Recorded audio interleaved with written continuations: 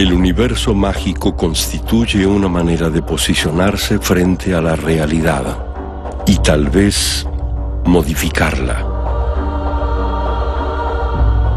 Es una compleja cosmovisión, un verdadero viaje hacia el interior de nuestra existencia.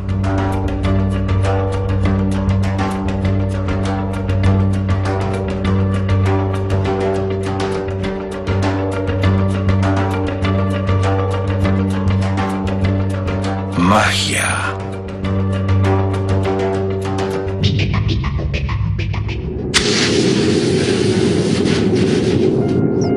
La primera vez que encendió un cirio, fue sorprendida por la belleza de la llama. ¿Por qué en adelante privarse del placer de crear una luz? Lo volvió a hacer, acercando la cerilla al cirio apagado, viendo con agrado cómo el fuego prendía, llenándose los ojos de esa luz íntima y fuerte.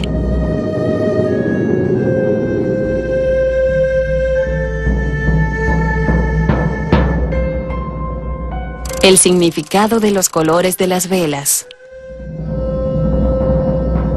Rojo. Aporta coraje. Estimula el poder creativo y la acción positiva. Celebración de triunfos. Estimula las emociones. El color, asociado a la luz y al calor de la llama, propicia y estimula nuestros deseos y objetivos. Magia en la Edad Media. Magia y cristianismo. Realmente, se perdieron todas las prácticas rituales y mágicas con el advenimiento del cristianismo. El cristianismo parece haber acabado, o parecería haber acabado con muchas de estas prácticas en la antigüedad, si bien esto no es tan así. Antes que nada, hay que aclarar que las primeras persecuciones contra los cristianos fueron a causa de las acusaciones que hacían los gobernantes del Imperio Romano de que los primeros cristianos practicaban la magia. El cristianismo se empezó a abrir paso durante los primeros años del imperio, hasta que finalmente bajo Constantino deviene en religión oficial. Ahí sí que todas las prácticas consideradas paganas fueron rotundamente prohibidas. A pesar de la gran cantidad de prácticas que se habían popularizado, oficialmente las prácticas mágicas fuera de las adivinatorias no eran permitidas. Mitraísmo. Culto al sol invicto. Durante los primeros siglos del Imperio Romano, el cristianismo temprano comenzó a organizar sus prácticas rituales tomando elementos de algunas religiones precristianas de la época.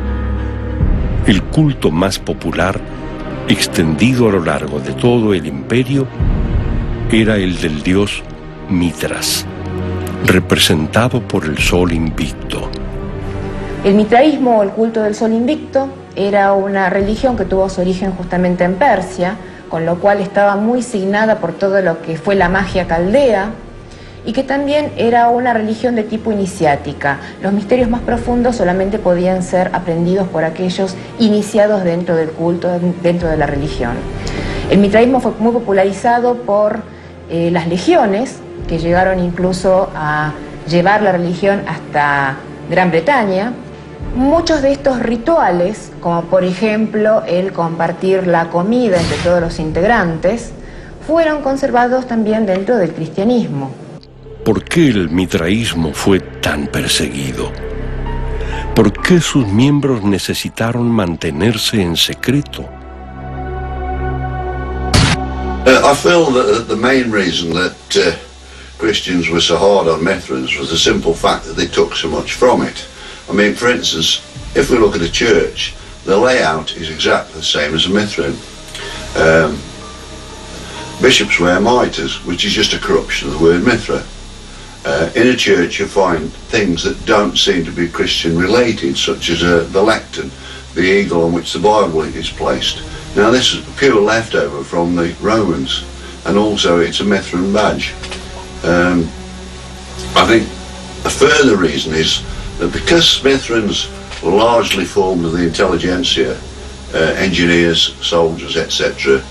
The early Christians, who didn't tend to be that well educated in Britain, were very frightened of them and did everything they could to put them down.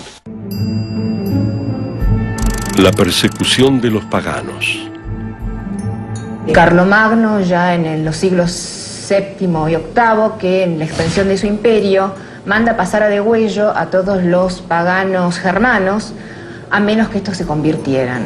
Entonces, estas conversiones un poco a la fuerza, lo que trajeron fue que muchos de los lugareños, si bien desde lo externo practicaban el cristianismo, internamente seguían muchas veces adorando a sus antiguos dioses. Y por ende, seguían practicando muchas de estas técnicas mágicas o ritualísticas de acercamiento a estas deidades.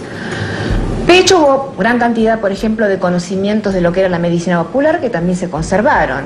Durante la Edad Media era muy común que cada poblado tuviera su vieja sabia, pues generalmente una persona que se encargaba de asistir a los nacimientos y que también dominaba cierto arte de curar, de la magia de curar, que en realidad era nada más que herboristería avanzada, y que, bueno, cumplía un rol un poco particular dentro de cada una de estas aldeas. La cuestión fue cuando empieza a tomar más cariz la imagen de Satán, y esto de alguna manera obviamente minaba las bases de esta todavía muy nueva religión. Entonces comienza por parte de la Iglesia una persecución de todas aquellas ideas y prácticas que sintiera que iban a minar este poder incipiente, este poder que estaba todavía afianzándose. El concepto de ritual es infinito.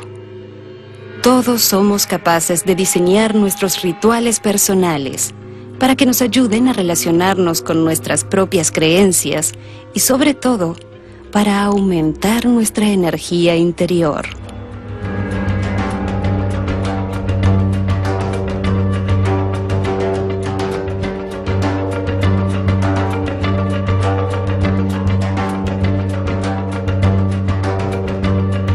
Magia.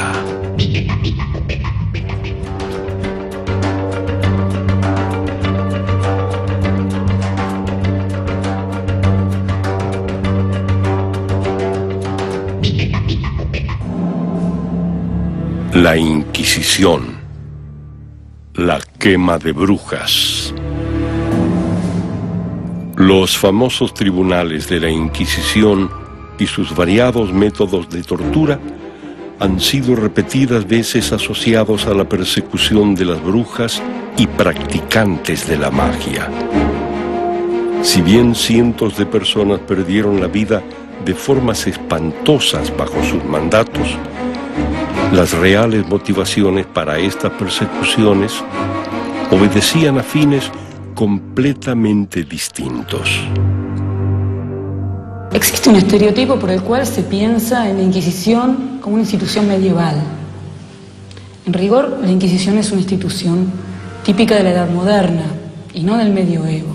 Es una institución represiva, pero es más que nada una institución de control social. Hay periodos en que es una institución básicamente antijudaizante, hay periodos en los que se ocupa especialmente de los cristianos viejos. La brujomanía europea de los siglos XVI y XVII tiene que ver con esta especialización de la Inquisición, actuando en un contexto de unanimidad religiosa. No se piensa en una religión alternativa al catolicismo. Sin embargo, es verdad que las prácticas mágicas y paganas se las ingeniaron para subsistir desde toda la Edad Media y la gran avanzada cristiana.